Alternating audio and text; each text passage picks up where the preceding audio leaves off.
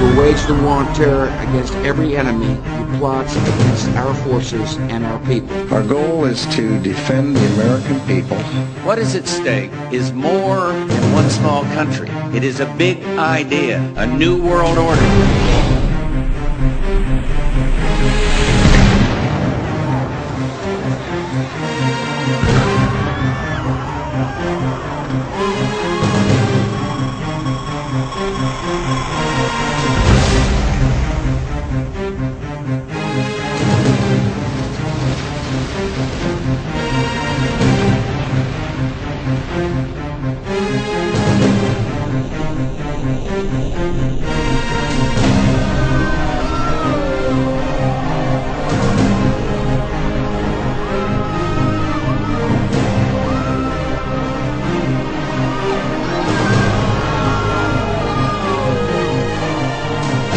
Definitely did not look like a commercial plane. I didn't see any windows on the side.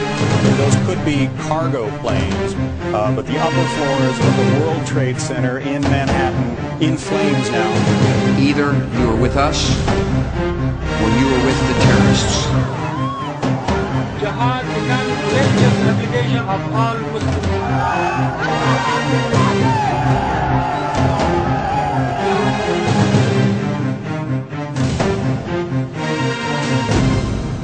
God bless the victims, their families, and America. Thank you very much.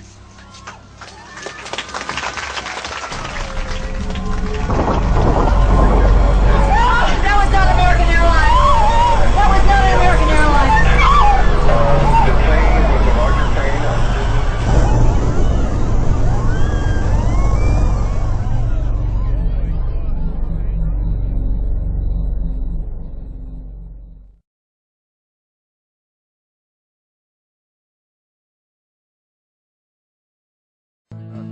Stretch. Big stretch. I'm Sorry, sorry. Mr. President. I know you said there'll be a time for politics, but you've also said you wanted to change the tone of Washington. Howard Dean recently seemed to muse aloud whether you had advanced knowledge of 9/11. Do you agree or disagree with the RNC that this kind of rhetoric borders on political hate speech? Yeah. Look, there's time for politics. And, you know, it's time for politics. And, it's an absurd insinuation. Okay, sir, can I follow up on something unrelated?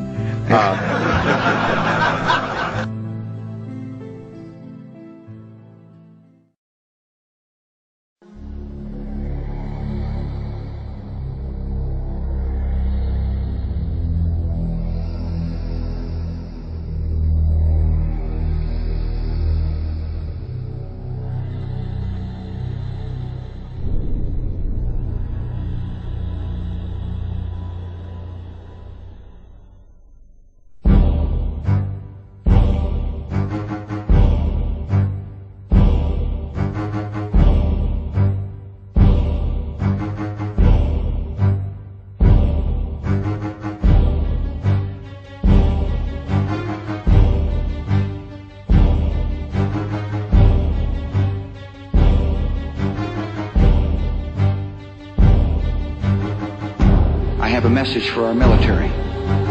Be ready. I've called the armed forces to alert, and there is a reason. The hour is coming when America will act, and you will make us proud.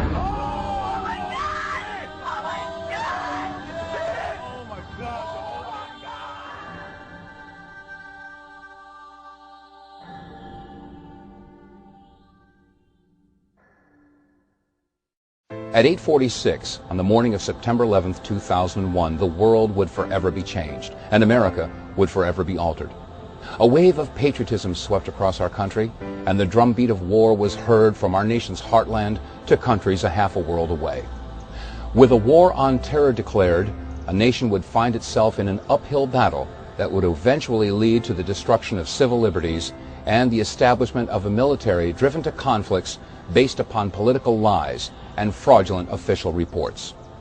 We now begin our investigation into the events of September 11th. What were you told happened that day? There are some very anguish-ridden people in the world, and they decided to attack us. 2 planes were hijacked by terrorists, and they were crashed into the World Trade Center. 2 planes flew into 2 skyscrapers and destroyed them. Part of the building was just smashed in and had been burnt, and just chaos. From all the film footage that I've seen in the past 6 years, there was 2 commuter jets. My initial reaction to September the 11th was that it was as advertised, that these aircraft had been hijacked, that it was a big terrorist operation, that we were attacked by Muslim extremists. I kind of just believed the initial story. Was in a state of shock.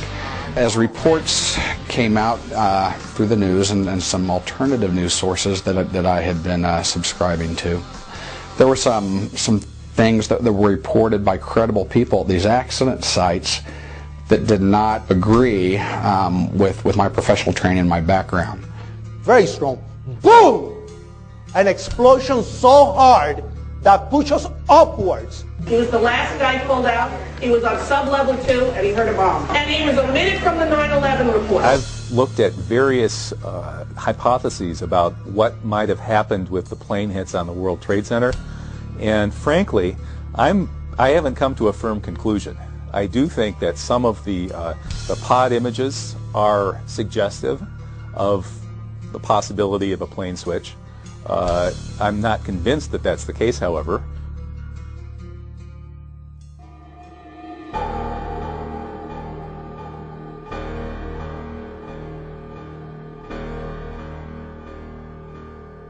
There was definitely a blue logo. It was like a circular logo on the front of the plane, definitely towards the front. It definitely did not look like a commercial plane. The plane wasn't no airline or anything. It was a twin-engine, big gray plane. When I first saw the appendage on Flight 175, this extra piece of equipment, I was looking at the Evan Fairbanks footage, which is kind of bluish, and it's from the underneath. It's off-centered on the fuselage. It's between the engines. It casts its own shadow. It has its own reflection. And when I saw this, I thought somebody's had to have photoshopped this, and I wanted to get other sources to make sure that it wasn't just a product of Photoshop. It was in all the CNN footage when you took their videos and did freeze frames. It was definitely a three-dimensional piece of equipment. It definitely has nothing to do with Photoshop, and it shouldn't be there. Anybody can see the other piece of equipment right there in the center line on the starboard side of that fuselage. It can't be anything other than an external piece of equipment. Looking for more video evidence, right at ground zero, Deb Simon and I went down to New York City one day and buying all the pictures from street vendors we could find, we found a picture which I believe is Rob Howard's photograph, but it was a 35mm print. And I was tickled because you could clearly see, the appendage on the bottom. This is not normal for an aircraft. This is not normal for what we should be seeing on Flight 175. All the recorded sources, all the different photographic evidence that was produced by CNN and ABC, they all show this pod. It's there. You can see it with your own eyes. And in my professional opinion, that there was a pod attached to the bottom of that aircraft, and therefore it was not United Airlines Flight 175. I've never seen the pictures that it's shown the things attached to the bottom of the plane, so I mean, if it's a commercial airliner, I don't understand why they would have anything attached to the bottom of the plane. That doesn't seem to make any sense.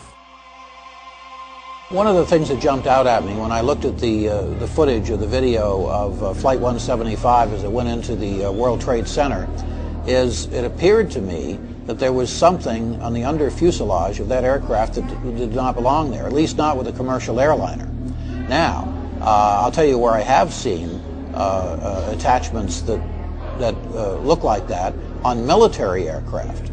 So the question you have to answer now is, was that the commercial airliner that hit the World Trade Center, or possibly was it an aircraft that looked very similar but was a military type airplane? After compiling a lot of the photographs and a lot of video regarding Flight 175, and there's some CNN footage that shows the whole side of the plane lighting up. And just as the aircraft is penetrating the World Trade Center, there's this bright anomalous event. It's like an orange flash, off to the right of the fuselage. The bottom of that aircraft was exposed so that there was a large flash just prior to impact with the building. There was a large flash, so large that it lit up the side of the fuselage of that aircraft. It wasn't just a small spark. There's been some discussion of just exactly what produced this flash. Some of the scenarios have been talked about have been reflection, or sparks, or static discharge, or possibly an incendiary attached to the aircraft. This flash is produced in the shadow of the wing, so I don't think it could have been a reflection. As far as the possibility of sparks during penetration, the radome of the aircraft is a composite material. It's not metal per se.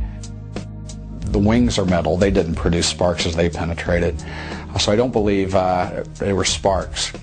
As far as the static discharge, the 767, all aircraft have attached to the airframe what's called static wicks that are there to dissipate any static charges that could be produced on an aircraft in flight.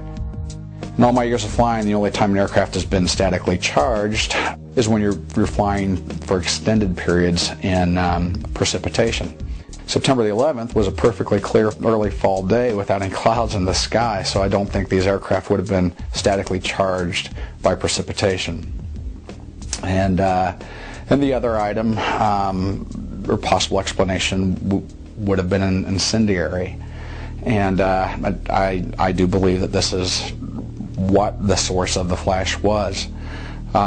This flash is produced right in line where the pod was attached. Look at the footage in very slow motion. You can step through the footage with your pause still button on a DVD, and as this aircraft penetrates, you see the enlarged torn area facade where this pod was attached. All this evidence indicates to me that it was not a reflection or sparks or static discharge, but I think it was an incendiary that was associated with the pod that was attached.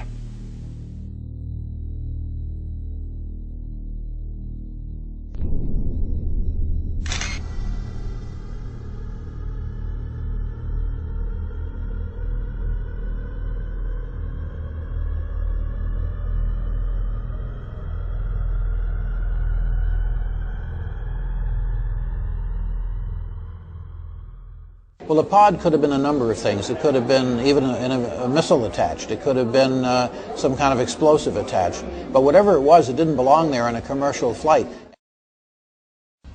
This is a rocket pod. We primarily use these to shoot 2.75-inch unguided rockets. On the A-10, the primary role that we use these rockets for is forward air control. We shoot white phosphorus rockets that contain a phosphorus spotting charge. A very brilliant white cloud of smoke comes up when the rocket hits.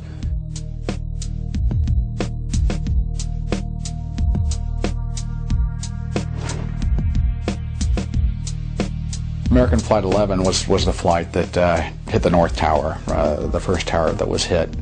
And as far as we know, it was recorded by just one source, and that was the Naude brothers, who were producing a documentary video about New York firefighters. They happened to be in a position to catch American Flight 11 as it overflew New York City and flew into the North Tower of the World Trade Center. Again, as you look at this footage, slow it down just a little bit, you can see this a big flash before this airplane even hits the North Tower, and I would say quite probably that it was also an incendiary that caused that flash. Pods under the plane suggesting they might be some sort of military plane, and flashes suggesting that they might be igniting large fireballs for spectacular television effect.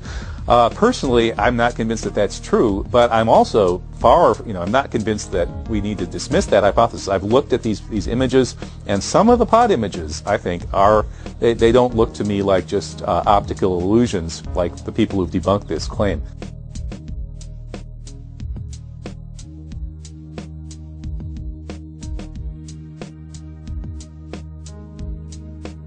Did the pod have anything to do with the flash? I can't answer it, but I can say this. The pod you will not find, or an external piece of equipment that large, you will not find on the belly or attached anywhere on the external part of a Part 121 scheduled airliner in the United States. It just won't happen. All that does is tell me that airplane was not the airplane that the government said it was. I have looked at the films of the plane hitting the South Tower, and I have seen the slowed down version, and it is obvious to me that on more than 2 or 3 of these films there is a flash of some sort that takes place just as these planes are about to smack into the buildings. I cannot tell you what that is, but I can tell you what it's not. It's not a box cutter.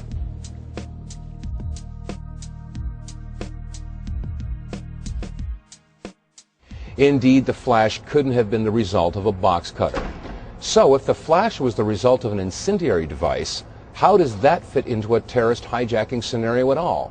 And if, as Colonel Nelson has proposed, there was extra equipment attached to the belly of the plane that hit the South Tower, how could that have been United Airlines Flight 175 or any other commercial airliner for that matter? Keep in mind that these planes disappeared for nearly a half an hour, surely enough time to substitute a drone in place of commercial aircraft, as was proposed in the 1962 Northwoods document. One of the scenarios in Operation Northwoods was to take a regularly scheduled commercial airliner and take a similar type plane, paint the tail numbers up to resemble that of the commercial airliner, fly it by remote control out over the Caribbean, and by remote control blow it up after sending a tape recorded message saying, "Help, we're being attacked by Cuban MiGs." This was in 1962. I think we had a very sophisticated, more modern version of that plan happen on September the 11th, 2001. Tell you I'm okay, all right? Here, hold on. You want to call your mother or something? The way those buildings were constructed, the supporting members essentially melted. And once that occurred, then the buildings started to come down like pancaking, with more and more weight being put on each lower floor, so then the whole building came down. Structural damage to the buildings is what I heard on television. There's never been a modern steel concrete building that's ever collapsed due to fire. Not before, not after.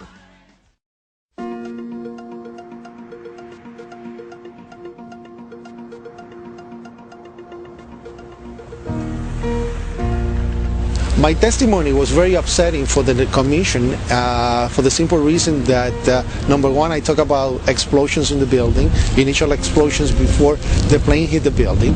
I spoke about seeing one of the hijackers, alleged hijackers, 3 months before 9/11. I told them that I had told the FBI this information, and I kept quiet for 2.5 years, thinking that there was an investigation, a formal investigation by the FBI, and then I realized it was just not going anywhere. There was nothing being done by this investigation, not talking about the 9/11 Commission, but the FBI investigation itself. William Rodriguez was a maintenance worker for the World Trade Center for 20 years, and he's traveled the world telling the story about what happened to him on that horrible day. His testimony is one of the most heart-wrenching and emotional that you will ever hear. It is his testimony that was deleted from the 9/11 Commission report. Here's one of the reasons why. Very strong. Boom! An explosion so hard that pushed us upwards. Upwards. And at that moment, I thought it was the mechanical room where they have all the pumps and the generators for the building, that maybe a generator just blew up on the basement. Now, 20 years in the building, you know something that comes from the bottom and something that comes from the top. And when I went to verbalize that it was a generator, we hear, boom, all the way on the top. The impact of the plane on the top. 2 different events, 2 different times.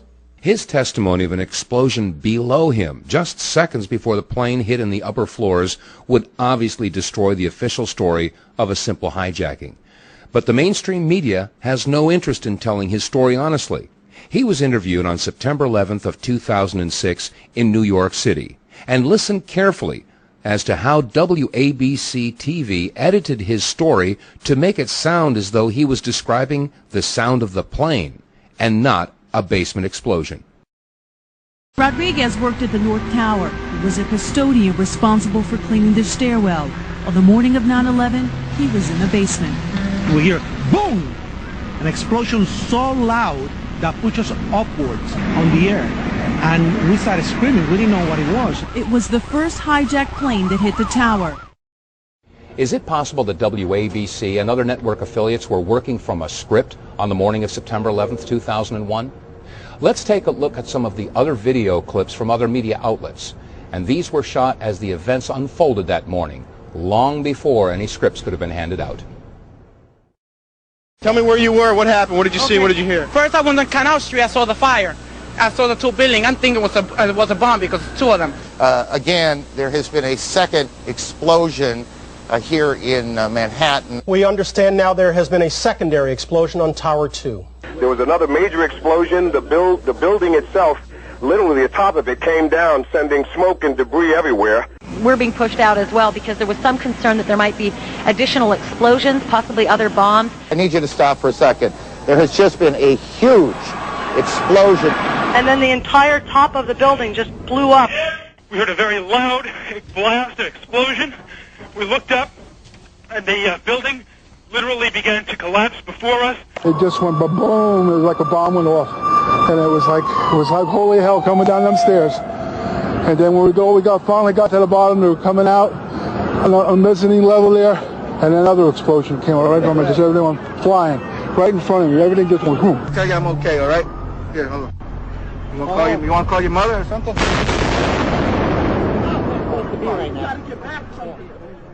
They could very well have set off set charges within the World Trade Center, and of course it went down just like many of the buildings that we've seen on CNN or Fox TV, the Bush Stadium in St. Louis, or one of the famous hotels out in Las Vegas. It just crumbles, it just implodes, and it falls in upon itself. And that's really, I remember on that particular day watching that on the TV monitor and saying to myself, hey, that looks really strange the way it's coming down. I don't think it's necessarily from the plane and the fire from the plane that's doing this. It almost looks like one of those implosions of buildings that you see, except there is nothing controlled about this.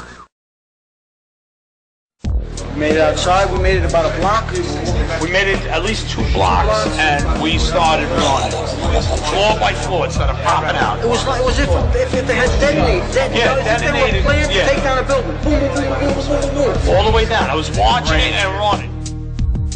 I was making my way to the foot of the World Trade Center. Suddenly, while talking to an officer who was questioning me about my press credentials, we heard a very loud blast, an explosion. We looked up, and the building literally began to collapse before us. And then the entire top of the building just blew up, and splinters of debris are falling on the street.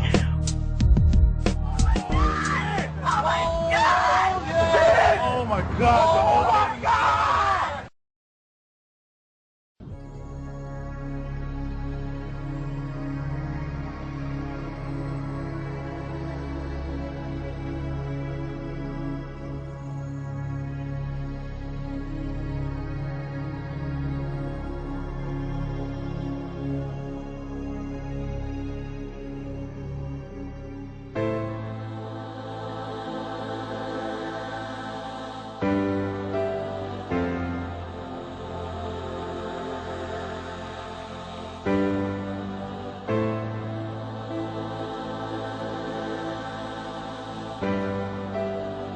When I began to look at the destruction of the World Trade Center and especially the Twin Towers, it was astonishing to me how obvious the evidence was that the government account couldn't possibly be correct. Of course, the government maintains that the buildings came down as a result of the impact of jet aircraft resulting jet fuel fires, which weakened or melted the steel and led to a pancake collapse. That's indefensible on every count. The buildings were designed to withstand the impact of the then largest commercial airliners, which were Boeing 707s, very similar in their size and mass and fuel capacity to the 767s that actually hit the building. Most of the fuel from these planes burned up in spectacular fireballs. The fires that resulted were relatively modest. The melting point of steel turns out to be 2,800 degrees Fahrenheit. The highest temperature you can acquire with a jet fuel-based fire, which is principally kerosene incidentally, is 1,000 degrees lower under ideal circumstances. The billowing black clouds indicated these were oxygen-starved or deprived fires that were burning much lower temperatures. In fact, the estimates on all sides are those fires were only running about 500 degrees Fahrenheit, much too low, obviously, for the steel to have melted or even to have weakened, since Underwriters Laboratory had certified the steel up to 2,000 degrees for 3 to 4 hours.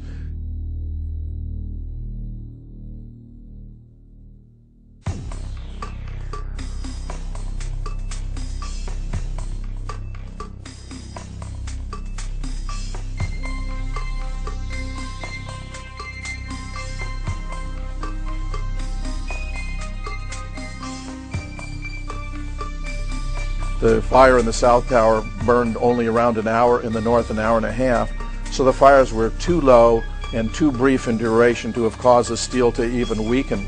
If the steel had weakened, there would have been asymmetrical sagging, it would have been gradual, and you wouldn't have had enough dynamic energy to cause a collapse in any case. The whole theory of a pancake collapse is a physical impossibility.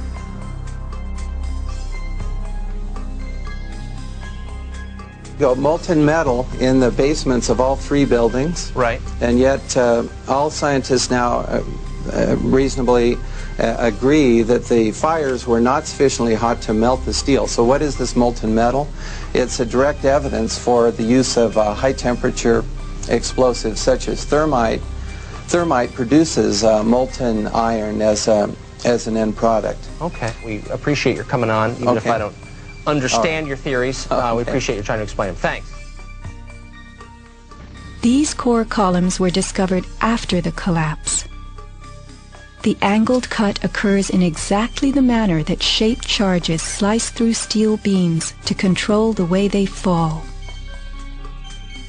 Notice the hardened, once liquid metal. Was thermite used with the shaped charge? The way we do this is by cutting the beam at an angle, which through a series of beams cut at the same angle will tend to make the building shift over and walk. Building 7, I'm not familiar with what it looks like or where it is. That's where the command center was. I don't know that much about the structural issues on that building, other than that an intense fire occurred there as a result of debris and such coming from the towers, and that's why that building came down. I remember getting a call from the fire department commander telling me that they were not sure they were going to be able to contain the fire. And I said, you know, we've had such terrible loss of life. Maybe the smartest thing to do is pull it. And they made that decision to pull, and then we watched the building collapse. One of the keys to what happened on 9/11 is what caused Building 7 of the World Trade Center to collapse. Many of you are going to go, Building 7, what was that? That was a 47-story steel and glass office building that just totally collapsed down into its own foundation about 5:20 on the afternoon of 9/11. It was not hit by airplanes, didn't have any devastating fires in it. It just collapsed down after the building owner, Larry Silverstein, said, well, I told the fire department to pull it, and they pulled it, and we stood there and watched the building come down. And they made that decision to pull, and then we watched the building collapse. Well, industry slang, pulling it means controlled demolition. If Building 7 was brought down by controlled demolition, then why is it so preposterous to assume that perhaps the Trade Center towers were brought down by controlled demolition? You hear that? Keep your eye on that building. It'll be coming down soon. It'll be coming down soon. What we know for sure is that these buildings were pre-wired for demolition, and that the plane hits were simply created as a distraction in the way a magician distracts you by showing you one thing while pulling something out of a hat while you're not looking. In the same way, they conditioned us to think that the demolitions were actually collapses caused by plane hits and fires, when we now know that they were not. Building 7, which is obviously a controlled demolition, the collapse of this 47-story building in 7 seconds, for no reason at all, a couple of small fires and a couple of little nicks on the side of the towers. That's a ridiculous story that anybody can see through. And then when you hear that the overinsured landlord of 6 weeks, Mr. Larry Silverstein, basically confessed to pulling it or taking it down in a controlled demolition on national television, no less. I mean, you really see that the whole thing is obviously an inside job. So I think Building 7 is sort of the first thing that we need to wave in the face of everybody who hasn't figured this out yet.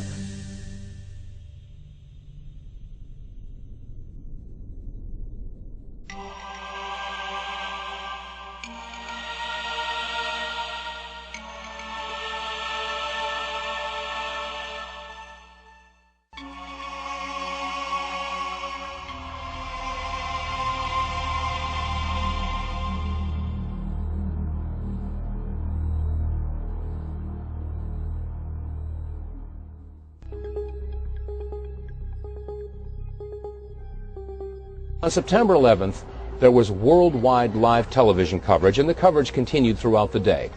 The interesting thing is that at 10 p.m. London time, which is 5 p.m. Eastern Standard Time, they reported that the Salomon Brothers building, Building 7, had collapsed. The only problem is Building 7 didn't collapse until 5:20 p.m. New York time. Now, more on the latest building collapse in New York. You might have heard a few moments ago I was talking about the Salomon Brothers building collapsing. And indeed it has. Apparently that's only a few hundred yards away from where the World Trade Center towers were. And it seems that this was not a result of a new attack. It was because the building had been weakened during this morning's attacks. We'll probably find out more now about that from our correspondent, Jane Stanley. Jane, what more can you tell us about the Salomon Brothers building and its collapse? Well, only really what you already know. Details are very, very sketchy. There's almost a sense downtown in New York behind me, down by the World Trade Centers, of just an area completely closed off as the rescue workers try to do their job. As you can see behind me, the Trade Center... Building 7 is clearly visible right behind the reporter. It wasn't until 5:20 Eastern Time that it came down. Buildings 4, 5, and 6 maintained heavy damage from falling debris from the towers, and yet they remained standing. In Madrid, Spain, this building burned for nearly 24 hours, a raging inferno, and it didn't fall. Building 7 received minimal damage and suffered only a minor fire, and yet it collapsed.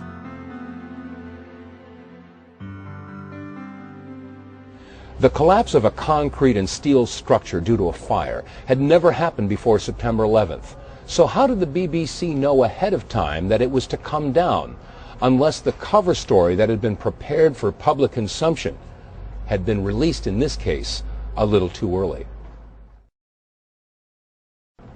I don't think that there's any disagreement in the 9/11 research community that one of the strongest arguments that challenges the official story is the issue of controlled demolitions.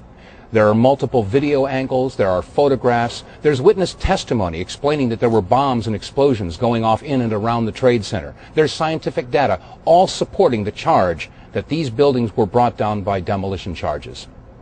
Well, if that's the case, we have to ask the question, what role did the planes play? There are those out there that get very upset when we talk about pods or flashes or substituted planes. Well, if these planes were indeed hijacked, that would mean that the hijackers would either have to be A, in collusion with those that had placed the charges in the North Tower, the South Tower, and in Building 7, one of the most secure buildings in New York City, if not the most secure building.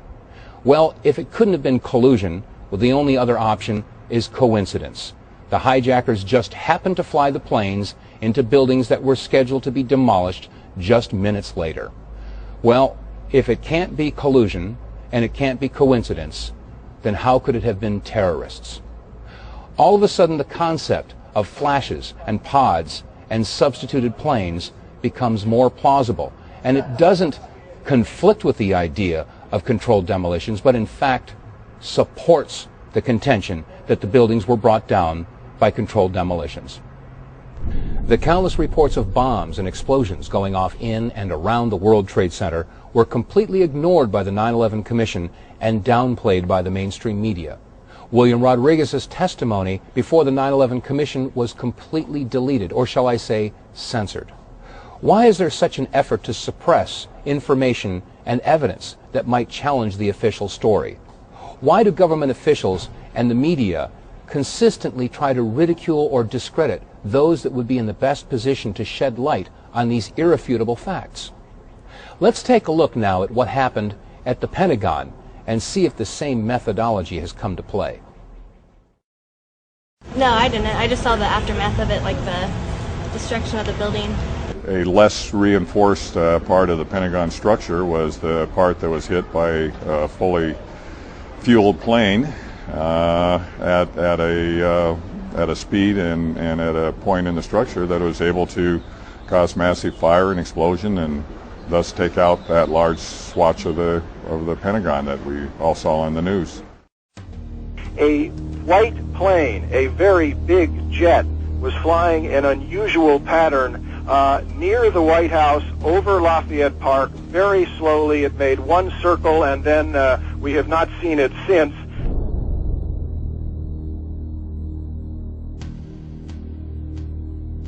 The official story of Flight 77 tells us that this plane waltzed all over the eastern United States and turned around over Ohio at 30,000 feet, came back and hit the Pentagon at 9:37 in the morning. This was after at 8:46 the World Trade Center had been hit, virtually almost an hour after the World Trade Center had been hit, and an hour and a half after the first multiple signs of multiple hijackings. We're told that this plane just waltzed into the most protected airspace in the world and hit the world's most protected building, the biggest military headquarters on the planet. This is already highly improbable.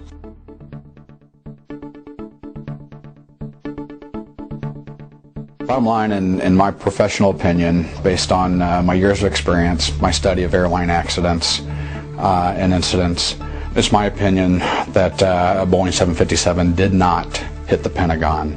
There would be an abundance of wreckage, and that the official sources have not been able to produce the evidence of any wreckage. Large tail sections, indestructible landing gear, indestructible engines, wing spars, fuselage, seats, anything of the sort indicates to me that a 757 did not hit the Pentagon.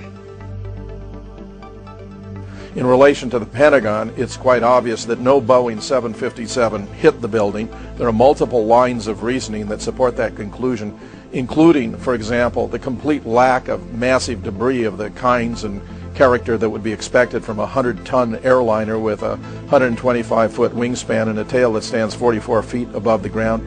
The hit point was only about 10 feet high and 16 or 17 feet wide on the ground floor.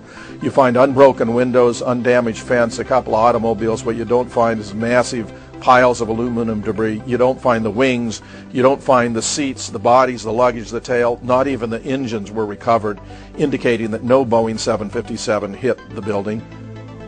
You've got a hole that's no more than 10 foot high and about maybe 15 to 20 feet wide that we're expected to believe a multi-tonned 757 jetliner with a wingspan of 125 feet and a tail height of 44 feet, that's 4 stories, folks, somehow managed to squeeze through this one little bitty hole in the ground floor of the Pentagon. Before the outer wall collapsed, which was about 45 minutes after initial impact, there was only one hole, about 14 to 16 feet. And supposedly the 757 completely penetrated this hole without leaving any indication of where the wings would have penetrated. Adjacent to this hole, the windows were completely intact, and you can tell by the firefighters' foam that was sprayed around the hole and sticking to the windows. The windows are completely intact, both adjacent where the wings should have penetrated and knocked the windows out, and also directly above the hole where the elevated tail section would have penetrated. You know, the windows are completely intact.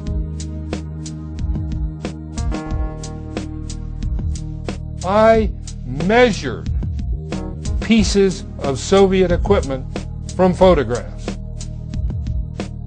It was my job. I look at the hole in the Pentagon, and I look at the size of an airplane that was supposed to have hit the Pentagon, and I said,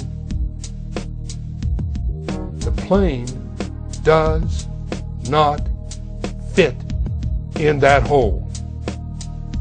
So what did hit the Pentagon? What hit it? Where is it? What's going on? A Boeing 757 has a wingspan of nearly 125 feet, a length of 155 feet, and a height of 44.5 feet. As was reported, if the plane was flying over 500 miles per hour, common sense would dictate there would be some indication, any indication, of an impact of the tail section in the upper floors. In addition, the heaviest and most massive parts of an aircraft of this type would be the engines. If there were to be any holes at all, they would be located where the engines would have impacted the Pentagon.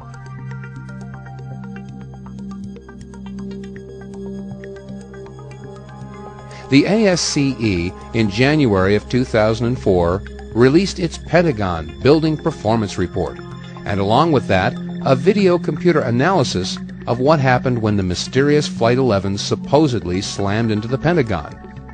Let's take a look at the report.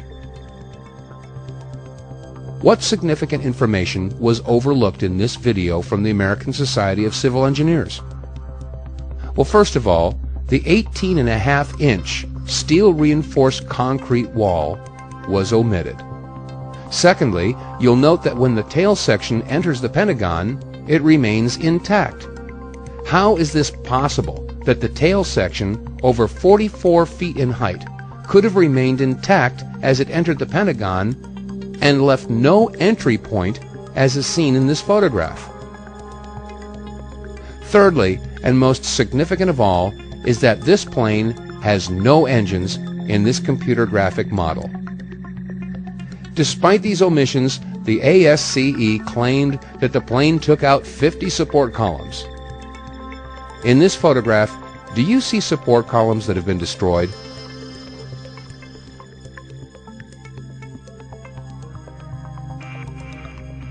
At the World Trade Center towers, we were told that the fuel fires burning from the planes were so hot that they melted steel and collapsed the buildings in a pancake fashion. High up in both towers, the raging fires were now generating 3 to 5 times the heat of a nuclear power plant. If this were true for the World Trade Center towers, wouldn't the same heat have been generated at the Pentagon? When we look at the photographs on page 313 of the 911 Commission report, what we see is that to the north side, the left side of the impact area, that the walls on all floors are totally intact. The inner office walls are intact. We see no fire damage as evidenced by the books not burned, the computer intact, the other things in the office desk intact. So when we go back and see the official Pentagon performance report, it said that the aircraft sliced in, taken all of these wall structures, all these support beams. Well, the wall structures are there, the support beams are intact, so there again the official report is contradicted by the photographic and video evidence. Other than the 16-foot hole in the E-ring of the Pentagon, one of the most damning pieces of evidence to suggest an official cover-up is an examination of the official flight path of American Airlines Flight 77. The flight data recorder information recovered in the Pentagon wreckage shows the precise speed, altitude, and heading of the aircraft that we were told was Flight 77.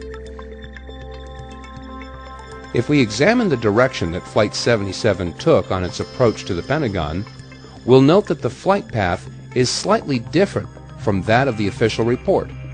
This may seem insignificant at first, but how do we account for the light poles that were knocked down, even though they were not directly in the path of Flight 77? Secondly, if we take a look at the altitude of the aircraft, we'll note that mere moments before Flight 77 was to have impacted with light pole number 1 and light pole number 2, it was still 235 feet in the air. How is it possible that Flight 77 could have knocked over these light poles while it was at such a high altitude? Thirdly, if we take a look at light poles 3 and 4, we'll note that they are outside of the flight path of Flight 77 as well. How did these light poles come down? Following the flight path of the NTSB's model of the flight data for American Airlines Flight 77, we can see the flight path highlighted in red. Note that the plane passes over a light pole that should have been knocked to the ground, but remained standing after the event.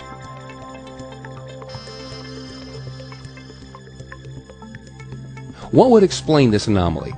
Is it possible that the plane that impacted with the Pentagon was smaller than a commercial Boeing 757?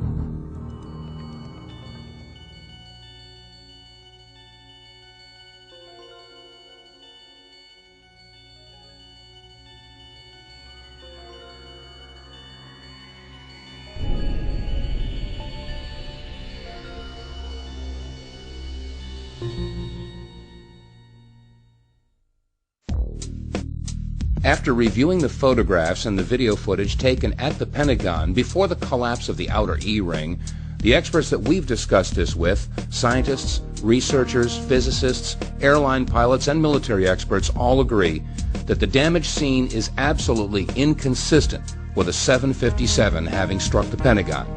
It is more consistent, however, with a smaller jet aircraft hitting the Pentagon, possibly a small jet, or a UAV, an unmanned aerial vehicle, or maybe a Global Hawk missile. In this photograph that was taken at the Pentagon, we clearly see some sort of an engine rotor, but the question is this a rotor from a 757, a Rolls-Royce engine? Well, according to John W. Brown, a spokesperson for Rolls-Royce Engines in Indianapolis, he states it's not apart from any Rolls-Royce engine that he's familiar with. It's clear that there's been a concerted effort to cover up information, to distract, and to deceive the American people, and indeed the people of the world, as to what happened at the Pentagon on September 11th. With this in mind, is it not possible that those behind this conspiracy could have removed evidence that would have challenged the official story? And is it not inconceivable that evidence could have been planted to support the official story?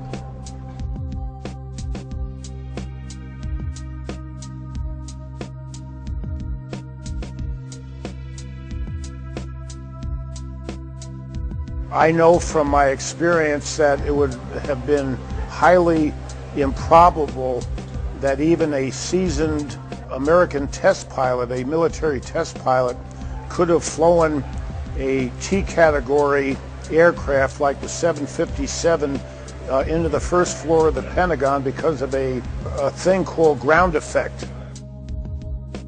The official trajectory has this plane just skimming the ground at about 500 miles an hour as it impacts with the building on the ground floor. That turns out to be aerodynamically impossible.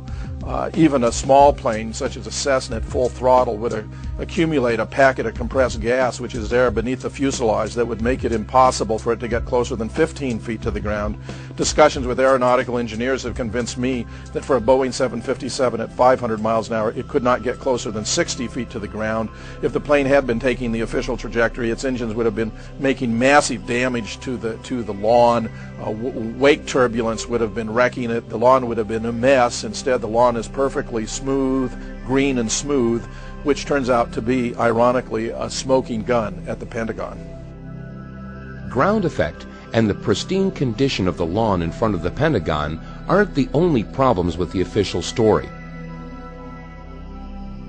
The airline pilots that we talked with also have a very serious problem as to whether or not terrorists that were trained on small aircraft were even capable of maneuvering a large commercial airliner at such a high speed and making these very precise maneuvers.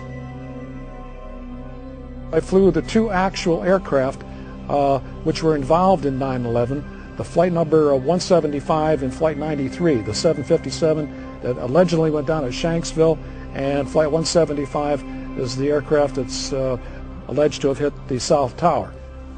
I don't believe it's possible for, like I said, for a terrorist, a so-called terrorist, to train on a 172, then jump in the cockpit of a 757, 767 glass cockpit, and vertical navigate the aircraft, lateral navigate the aircraft, and fly the airplane at speeds exceeding its design limit speed by well over 100 knots, make high-speed, high-bank turns, pulling probably 5, 6, 7 Gs, and the aircraft would literally fall out of the sky. I couldn't do it, and I'm absolutely positive they couldn't do it.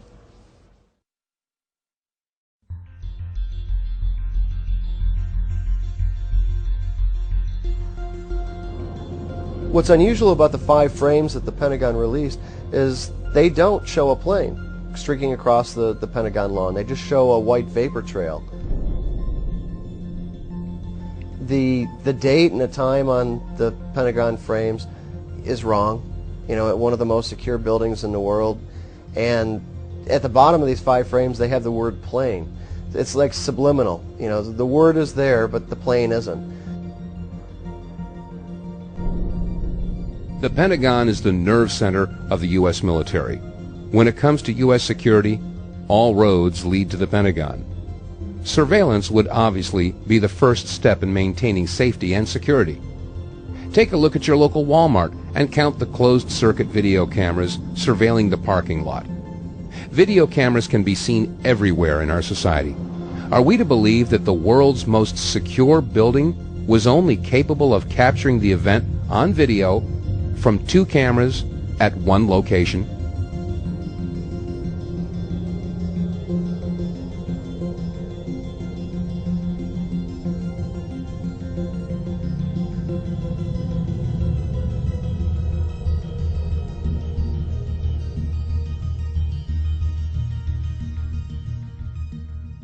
They took over the flight themselves and downed the plane in a field. I want to get quickly to Chris Kanicki. He's a photographer with the Pittsburgh affiliate of Fox affiliate. He was back there just a couple of minutes ago, and Chris, I've seen the pictures. It looks like there's nothing there except for a hole in the ground. Basically, that's right. The only thing you could see from where we were was a big gouge in the earth and some broken trees. We could see some people walking around in the area, but from where we could see, there wasn't much left. Any large pieces of debris at all? No, there was nothing that you could distinguish that a plane had crashed there. Smoke, fire? Nothing. It was absolutely quiet. It was actually very quiet. Nothing going on down there, no smoke, no fire, just a couple of people walking around. They look like part of the NTSB crew walking around looking at the pieces. How big would you say that hole was? From my estimates, I would guess it was probably about 20 to 15 feet.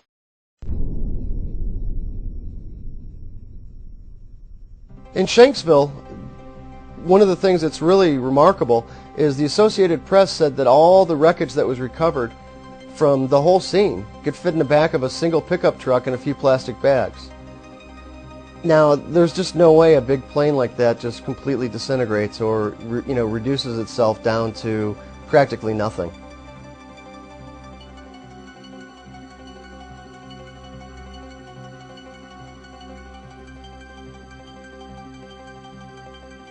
The debris here is spread over a 3 to 4 mile radius, which has now been completely sealed off and is being treated, according to the FBI, as a crime scene. That's really all you see is a large crater in the ground and just tiny, tiny bits of debris. There has been at least one report that the investigators out there, and there are hundreds of them, as I said tonight, have found nothing larger than a phone book. There are lots of oddities about Flight 93. As Colonel Nelson has observed to me, it looked to him as though a bulldozer had been taken, a ditch had been dug that had been filled with trash and blown up. I had residents of the area call me to say that they told the FBI they heard an explosion in the air before they heard any impact with the ground, but the FBI refused to write it down.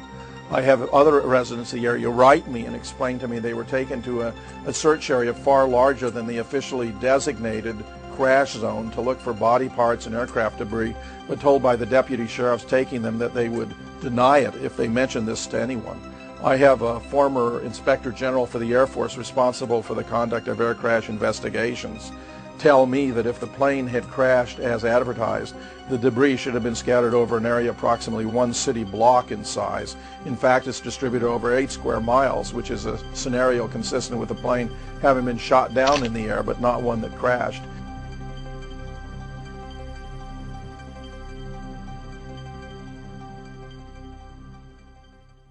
Morning, Cleveland, United 93 is at good 350. Intermittent light stop. United 93 checking in 350. United 93 350, roger. United 93, that traffic for you is 1 o'clock 12 miles eastbound 370. Well, I would definitely say after having looked at some of this video footage that I would have to remove myself from the quote believer category, and I can't say that I would be a dyed-in-the-wool skeptic, but there's enough information presented to cast some real doubt on the story as it's been presented, and with a lot of questions coming into my mind related to that. The Pentagon, along with Building 7 at the Trade Center, those two things are the biggest question marks in this whole scenario. I never realized that there was no evidence, if you will, of the tail section hitting the building in the Pentagon, or even of the engines. And all I've ever seen, like most of the general public, is a blurry image of purportedly to be a plane taken by a security camera hitting the side of the building, but so blurry that you can't really see what's going on. So yes, I would say, based on the photos I just saw, yes, I would have some real serious doubts and questions about the Pentagon story. There's a lot of information that's been manipulated and that we haven't been shown as a general public. Caution. You are about to enter the no-spin zone. Why did you have to tell him you were an atheist if you didn't have any trouble reading the oath? Why didn't you just shut up? What Jimmy Carter should do is privately give Mr. Bush's opinion and shut up publicly. That would be best for the country. And it is our duty as loyal Americans to shut up once the fighting begins. Me. Let's go. Okay. Thank you, Jamie. I'm doing yes. Good night. Thank you, Jamie. Don't take your cheap little pathetic shot. I am telling you that you're taking a cheap little pathetic shot.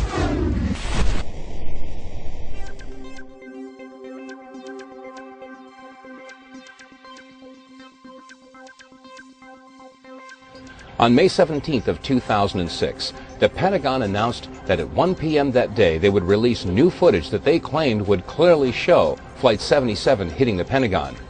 In anticipation to the release of this new footage, Kara Phillips on CNN interviewed Jamie McIntyre, who is the CNN senior Pentagon correspondent.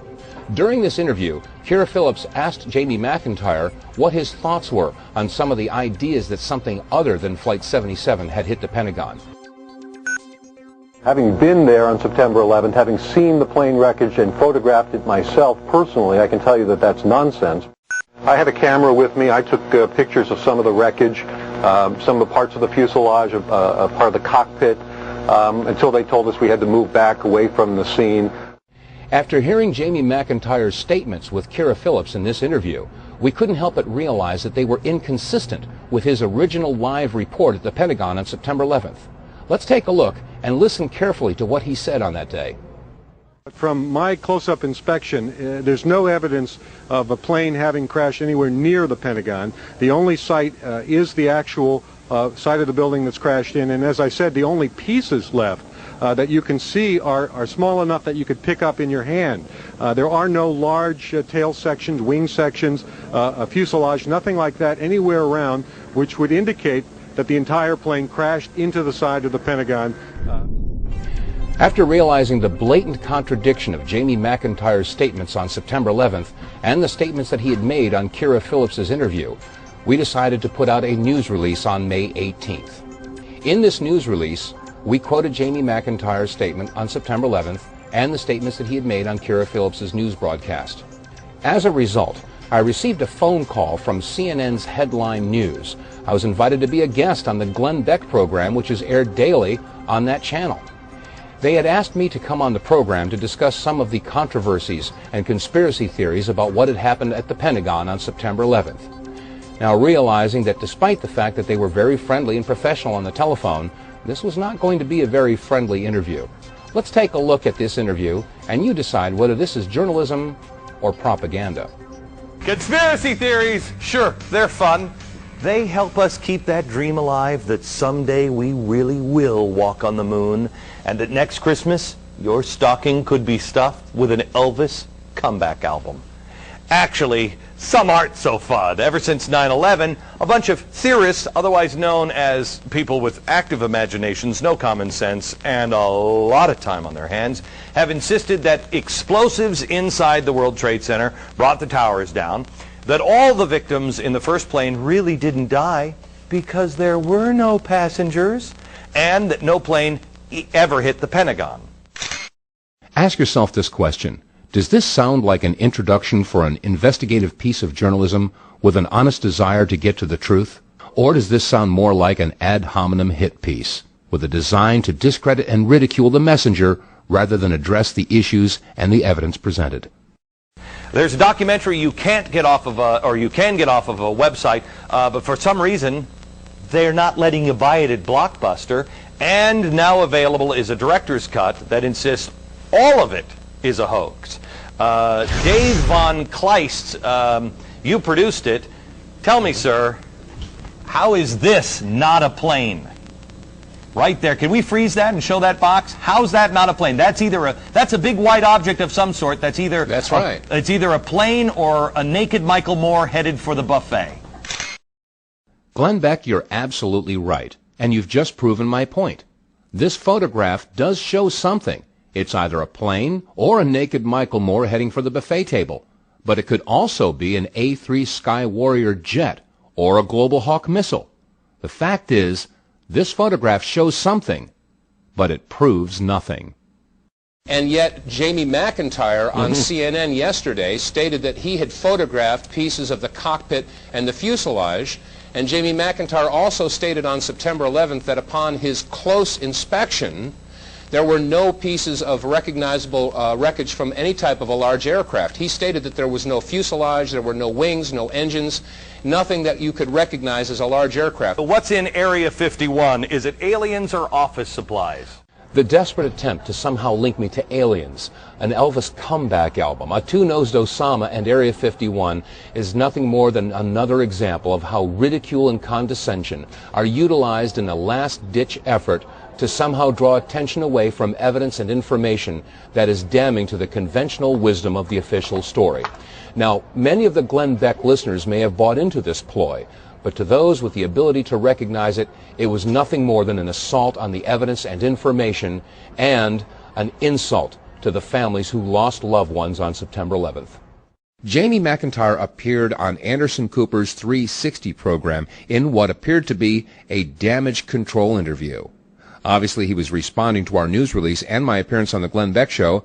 He was claiming that statements he made in his report on September 11th were taken out of context. The websites often take statements out of context, such as this exchange from CNN, in which I, myself, appear to be questioning whether a plane really hit the building. From my close-up inspection, there's no evidence of a plane having crashed anywhere near the Pentagon. In fact, I was talking about an eyewitness who thought the plane landed short of the Pentagon, and went on to say the only crash site was at the Pentagon.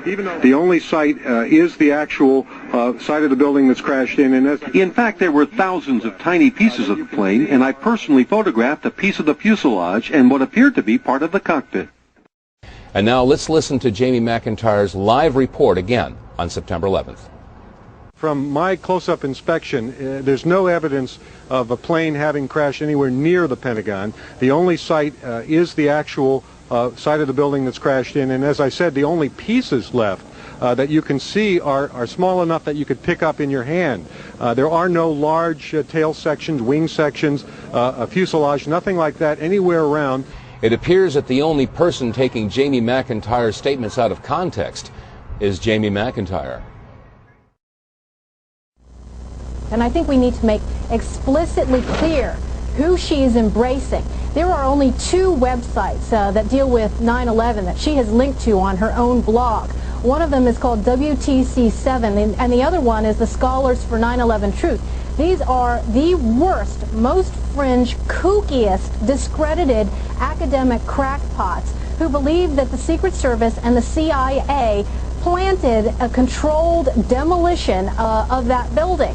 And if Rosie really wants to have an honest discussion and debate, I dare her, I dare Barbara Walters, I dare ABC to put on the editors of Popular Mechanics to set the people straight about what exactly happened.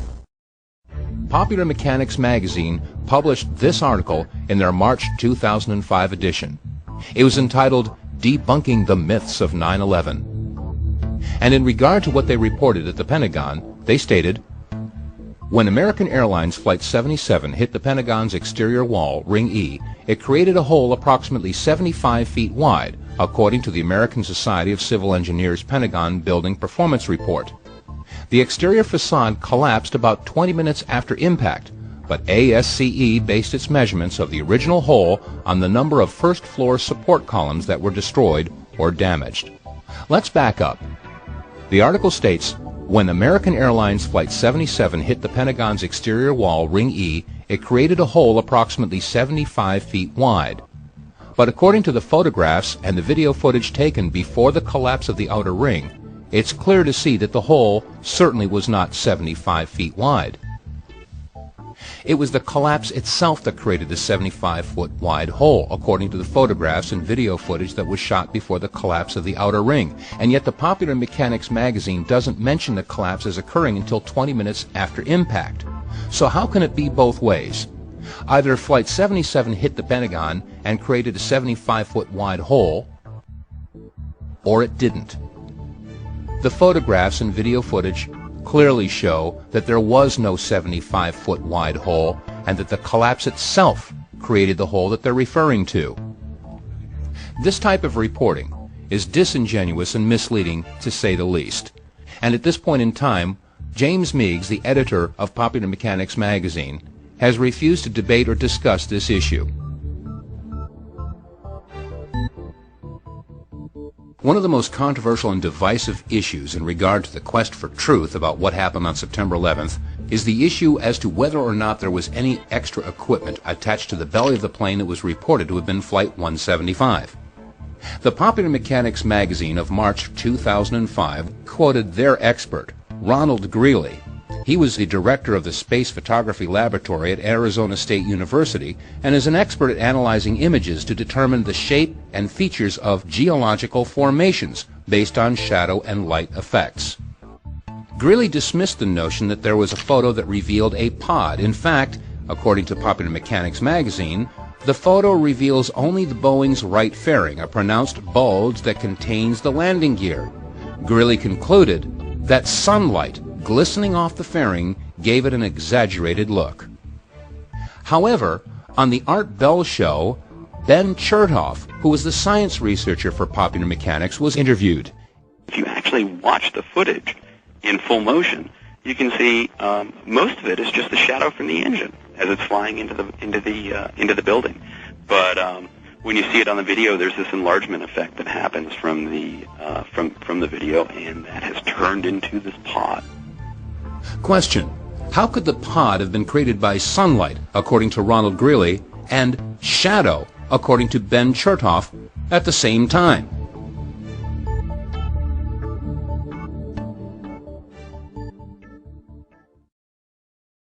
The most valuable commodity to a newsman is his credibility. And I don't take lightly investigating what happened on 9/11, because it could end up being one of the biggest crimes ever perpetrated in American history.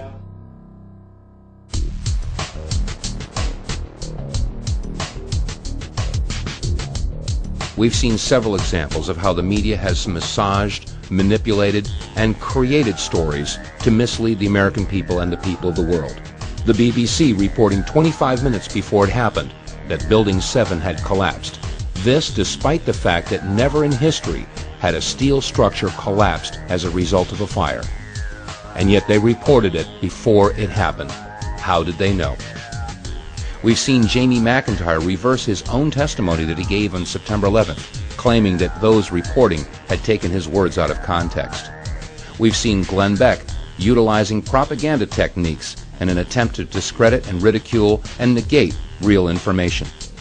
We've seen ABC TV in New York City interviewing William Rodriguez on September 11th of 2006, where they took his testimony where he described the explosion below him and made it sound as though he was describing the explosion of the plane hitting above.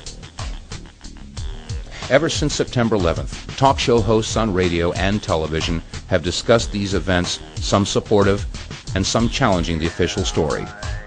There are those, however, that utilize what some call thug journalism, a technique of talking over, ridiculing, discrediting, and insulting the guest in an attempt to make them look silly. Let's take a look at an example of thug journalism at work. In this example, Bill O'Reilly on The O'Reilly Factor was interviewing Professor James Fetzer, who challenges the official story. We timed this interview, and in this 6-minute and 20-second television piece, Mr. O'Reilly talked for 5 minutes and 1 second, where the guest, Professor Fetzer, only spoke for 1 minute and 17 seconds. The concept of host versus guest seems to have escaped Mr. O'Reilly. In real journalism, a host will ask a question, and the guest is allowed to respond. At that point, the host can engage the guest in a conversation and a debate of the issues. This was certainly not the case in this interview with Professor Fetzer. You're like the guys who think that the space aliens kidnapped Elvis or something like that. That's where you are. You're nuts. We're both entitled to our opinion, okay? So you're entitled and I'm entitled. And we'll let the folks decide. Well, hold it.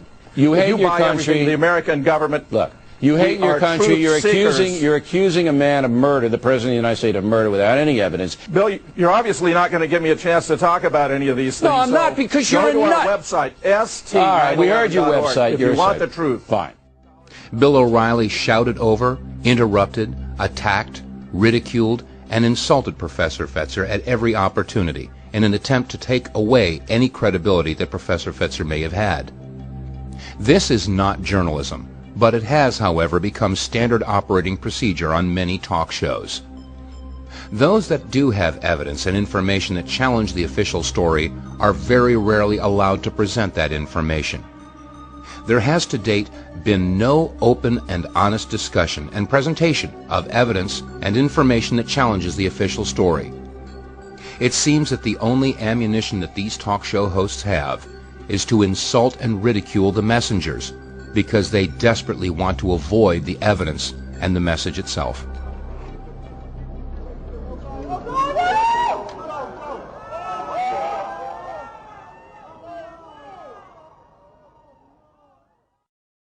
In this video documentary, we've heard from experts and seen video footage and photographs that challenge whether or not the planes that hit the North and South Towers were actually commercial aircraft. We've seen video footage and photographs and again heard from experts that challenge what happened at the Pentagon on September 11th. We've seen video footage and reporters' accounts of what happened in Shanksville, Pennsylvania in regard to Flight 93, the fact that there was no recognizable wreckage and a crater only 15 feet across. We've also examined video and photographs of the collapse of the buildings in New York City. We've seen how the mainstream media has twisted, distorted, and fabricated information. We've seen how they've attacked, ridiculed, demonized, and discredited anyone who dare challenge the official story of September 11th. With all this information that challenges the official story, we have to ask the question, is there any evidence that supports the official story? On September 23rd of 2001, Condoleezza Rice held a news conference, and she stated, "We have definitive proof and evidence that links Osama bin Laden and the Taliban to the attacks on September 11th, and we will release this information in due time." At the date of this production, we're still waiting to see that evidence. In October of 2001, this video was released and shown to the people of America and the world, and we were all told that this was Osama bin Laden accepting responsibility for the attacks on September 11th. But let's compare the Osama in this video to a photograph of the known Osama. When you compare the two, you'll notice that the Osama in the video has a shorter nose. He also appears to be a little chubbier. As the Osama in the video waves his hand, look carefully. You'll see he's wearing a ring and a wristwatch. Jewelry is forbidden by people of the Islamic faith. You'll also notice that when he signs on this pad, he's signing with his right hand. We know that the real Osama was left-handed. So we have to ask this question, where did this video come from? And why was it fabricated to mislead the people of America and the world? If you visit the FBI.gov website, you'll find the 10 most wanted list. And on that list, of course, is Osama bin Laden. You can pull up his wanted poster, and on that poster is a list of charges that he's wanted for. The curious thing is that nowhere in the list of charges is any mention of September 11th. The Muckraker report contacted Rex Toome, a spokesperson for the FBI, and asked why was there no mention of the attacks on September 11th on Osama's wanted poster. Mr. Toome's response was, "We have no hard evidence linking Osama bin Laden with the attacks on September 11th.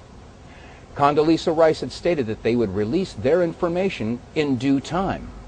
Ladies and gentlemen, when you charge someone with conspiracy to murder 3,000 people, and you have no evidence to back up that charge of conspiracy, that makes the charge a conspiracy theory. That means that the entire war on terror is based upon fraud. We've been told over and over again that this is a war on terror. But is this a war on terror or a war for profit? We know that there are hundreds of government contractors in Iraq right now with countless contracts. Let's take a look at one of these government contracts, a no-bid contract that was awarded to Halliburton. The Houston Chronicle reported that 82,000 gallons of liquid propane fuel were to be transported to Baghdad. But they weren't going to be transported from the United States to Baghdad. They were going to be transported from Kuwait to Baghdad, a distance of approximately 300 miles. I contacted a liquid propane company and asked how many trucks it would take to transport 82,000 gallons of fuel. I was told about 10 trucks. I asked, how much would you charge to transport those 10 trucks approximately 300 miles? I was told approximately $1 per mile per truck, for a total of approximately $3,000. I asked if this was a government contract, how much would the charge be? And I was told that it would be 2 or 3 times that amount. So let's say it would be $10,000. The question is, how much was Halliburton awarded to transport this fuel? The answer, $27.5 million. How many of your tax dollars went to pay Halliburton to transport this fuel? Wouldn't it have been cheaper to have 10 privates drive those trucks that distance? The question is, how much money is coming out of the United States taxpayers' dollars to pay for this war and is being funneled into the pockets of companies like Halliburton? Is this a war for profit? You decide.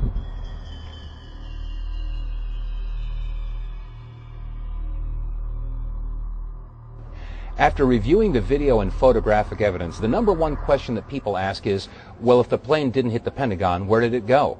If the plane that hit the South Tower wasn't Flight 175, then where did it go? Where are those people? Well, we can't answer that question, and if we were attempting to do so, we would be engaging in conspiracy theory. However, consider the following scenario. Let's say that you have to put a loved one on a bus bound from New York to Boston. You put them on a Greyhound bus, and off it goes. A couple hours later, there's a news report that claims that the Greyhound bus bound from New York to Boston skidded out of control, crashed, and exploded. A couple weeks later, someone who happened to be sightseeing with a camcorder shows up with a videotape of the event. And upon examining that video footage, we see that this bus says Trailways on the side. Question: where did the Greyhound bus go? Well, if your loved one was on that Greyhound bus, you'd want to know, wouldn't you? The next question is, should we ridicule and demonize anyone who dares ask, where's the Greyhound bus? Should we likewise ridicule and demonize the person who took the video? Should we negate and ignore the video footage of the Trailways bus simply because we don't know where the Greyhound bus went? Well, that's exactly where we are in regard to the video footage that you've seen. We may never find out what happened to Flight 77 or Flight 175, but the video and photographic evidence screams that we need a new investigation.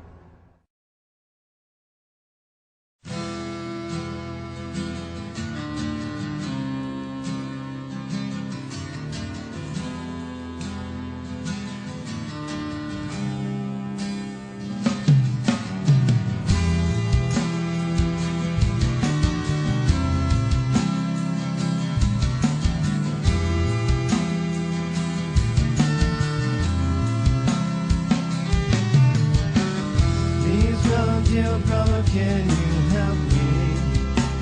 help me find my way? I seem to lost my way. Please, brother, dear brother, can you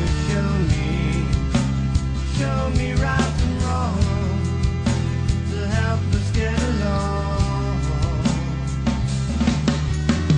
I would like to have every American get serious about being a citizen of the United States of America instead of just being an inhabitant, and start thinking on their own, because 9/11 is the single most important event to happen to the United States since Pearl Harbor. For those people who question 9/11, who maybe support the work that the 9/11 truth community people have produced, for them to lift their voices. This is supposed to be the land of the free and the home of the brave. Let's be brave. Let's get involved. Lift your voice. We can't let this stand. We cannot move forward. We have to leave a legacy of the Constitution, our rights, our Bill of Rights, everything for our children. Even if we don't get to enjoy it in our own lifetime, we have to fight for it.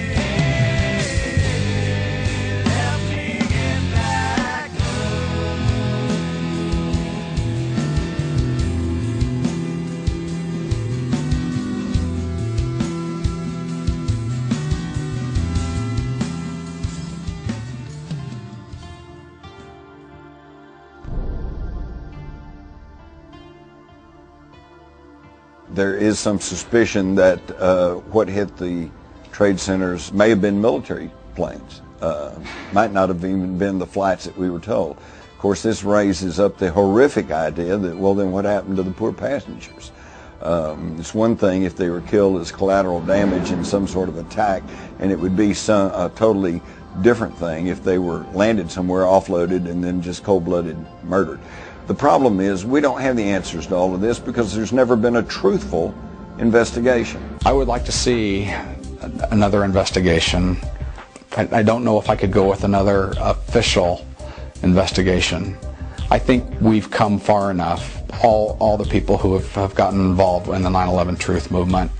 They may not be able to come up with a definitive story of what happened, but I think we've got enough evidence to demolish the official story. And if that's the case, we need to continue.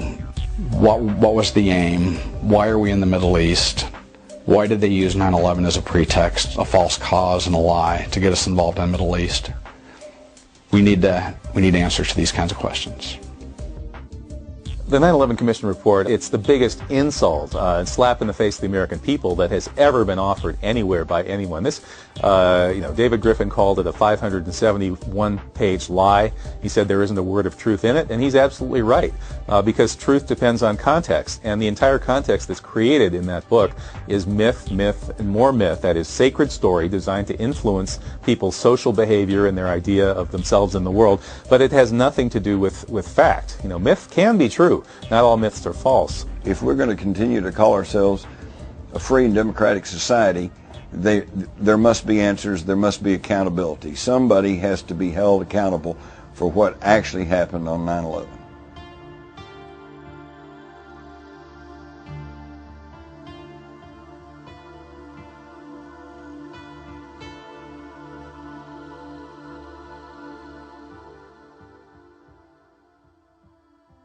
Ladies and gentlemen, justice must be served.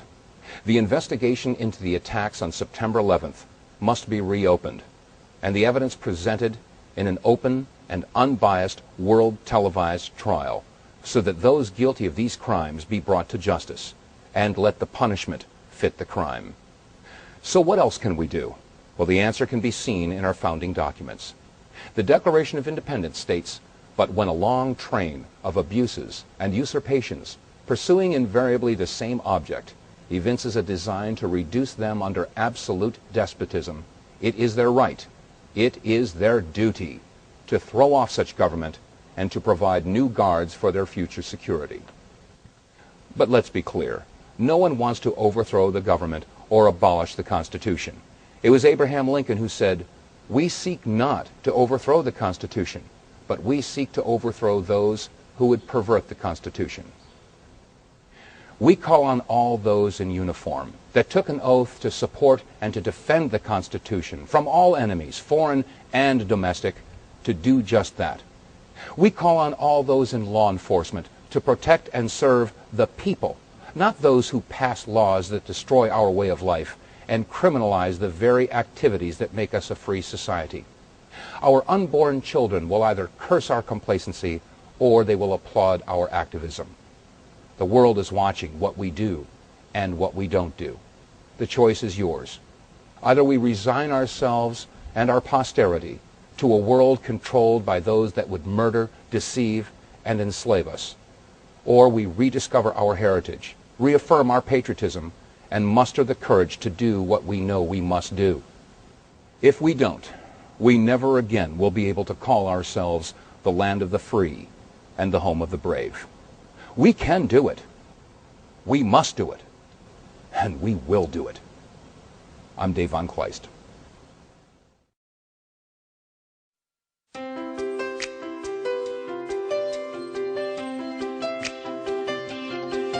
There's a million reasons why I don't believe it.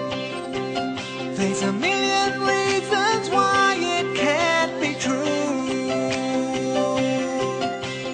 Open fire can't melt steel. It's not hot enough. It's nothing new, it's not a mystery. Check out the Reichstag, Germany. There's a million questions still remain unanswered. There's a million questions still to be resolved. Out of 19 Muslim guys, 7 still remain alive. It's nothing new, it's not a mystery. Check out the USS Liberty. 9/11, 9/11. What went down with Building 7? It's a mystery to this day. The building fell with such precision. Free fall speed, no reasons given. Like the towers, it just fell. Fire's not enough. No way hard enough to bring it down. The project for the new American century was added to a year before that day.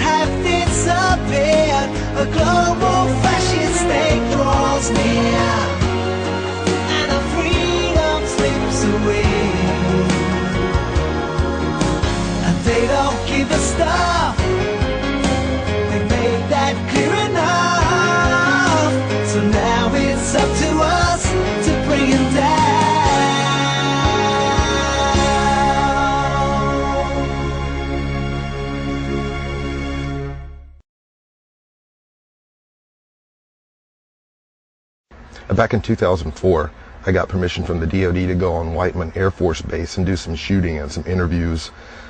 Quite honestly, I don't think they'll ever let me back on that Air Force Base again, and here's why.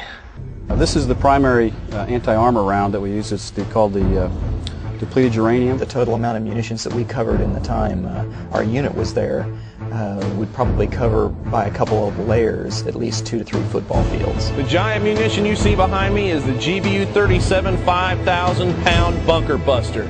You deal with military situations, you're away from your family, you're on your own. In Gulf War I, our military reported in some cases that they were ill within 48 hours. And of course, they had no idea that they were using depleted uranium weapons and certainly were unaware of the harmful effects. We got sick immediately. Rashes all over their bodies. Brain damage. And we were all just exhausted. Excruciating headaches. We had no protection. The president lied. And really what we are victims of Desert Storm. The civilian population will continue to be exposed to increasing levels of DU internally. In fact, depleted uranium is a death sentence. Individuals are depleted uranium casualties, whether they're civilians or combatants. These people in the Department of Defense are lying, not only to the troops, they're lying to the whole world. They're trying to pawn off our nuclear waste as an appropriate mechanism for a military arsenal.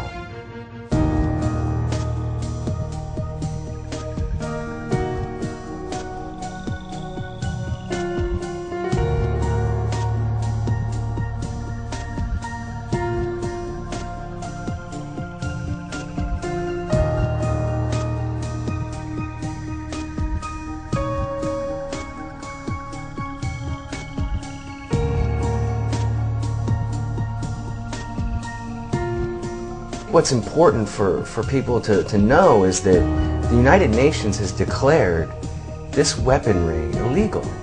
And it's important for us to be in receivership of this, to be in receipt of the fact that we are using an illegal weapon. We are breaking the law. If the law doesn't matter and good science doesn't matter anymore, then what does this country stand for?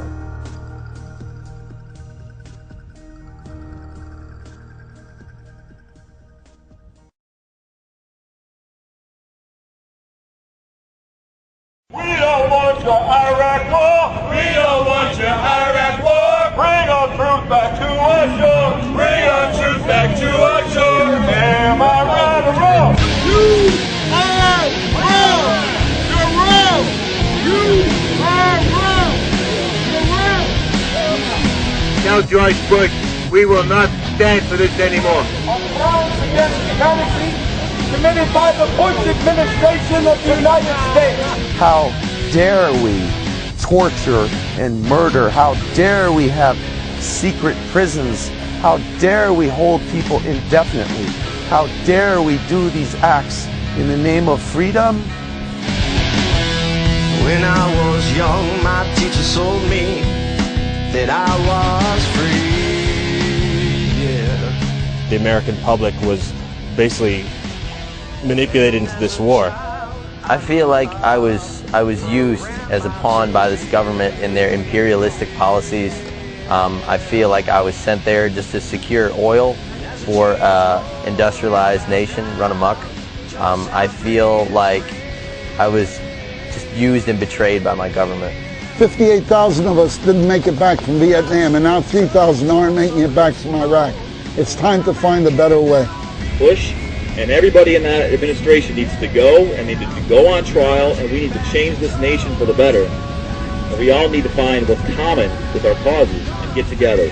It's called voting, and if enough people will turn out and vote for a third-party member, we can get rid of the Republicans and the Democrats, who both represent the same corporate interests, and we can get a third-party member in there who will actually represent the will of the people. Together, we're going to take this country back to the people. Thank you. Washington, for the death of my comrades in arms, for the lies that you told this country,